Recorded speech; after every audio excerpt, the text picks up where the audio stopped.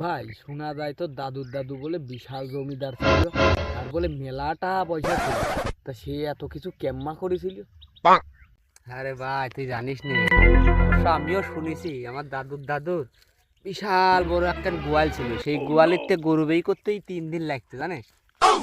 আর যখন গরু বেচতো 1 বছর পর পর, তখন মনে কর তাও 8-10টা বিল্ডিং তো দেওয়া যেত।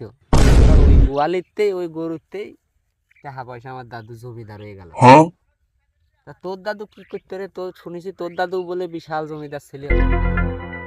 আমার দাদুর দাদুর বাপের হেভি বড় একখান বাস ছিল। ওই বাস দিয়ে মনে কর যে তখন তো আর এই মেশিন টেশিন মোটর টটর ছিল না, জমিতে জল দেওয়ার এত সুব্যবস্থা ছিল না। ওই বাস দিয়ে মনে কর যে চারদিকের মেঘ একখানে গুছা নিয়ে ওই বৃষ্টি হয়তো বৃষ্টি হওয়াটা ফসলে জল দিত।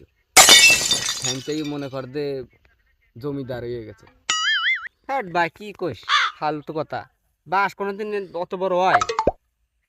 আর যদি এত বড় বাসই হবি তা সেই বাস তুই তো কনে তোর দাদু ক? কে কনে আর থবি তোর দাদুর গোয়ালি থুই তো।